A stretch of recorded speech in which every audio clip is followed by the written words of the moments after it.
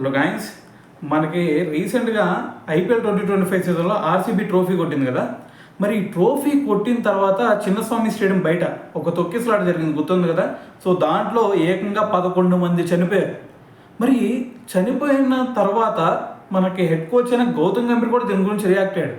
అయితే ఇక్కడ గౌతమ్ గంభీర్ చెప్తుంది ఏందో తెలుసా, మీకు 18 ఇయర్స్ తర్వాత ట్రోఫీ కొట్టారు ఒక టీము, ఆనందం ఉండదా అంటే ఖచ్చితంగా ఆనందం ఉండేది, ఆనందించి తీరాల్సిందే. కానీ మరి ఇదేంది, ఒక స్పోర్ట్లో మాత్రం మనం గెలిచాం. ఒక స్పోర్ట్లో గెలిచిన దానికి ఆనందపడితే తప్పలేదు. కానీ దీనికి ఒక రోడ్ షో క్రియేట్ చేసి సంబరాల టైప్లో ఒక సంబరాలు జరిపి, సో మరి అక్కడ ఒక రోడ్ షో క్రియేట్ చేసి మరి అక్కడ కొంతమంది వస్తారు, మరి అక్కడ తొక్కిసలాట జరిగిద్ది, మరి వాళ్ళ ప్రాణాలను పోతాయి అనే ఆలోచన లేకుండా మరి ఇటువంటి రోడ్ షోలు ఎందుకు క్రియేట్ చేస్తున్నారు?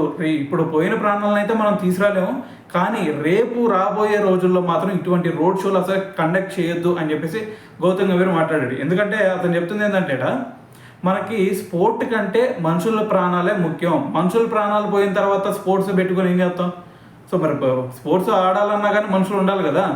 సో కాబట్టి ఇక్కడ మనుషుల్లో ప్రాణాల కంటే ఏది కూడా ఎక్కువ కాదు.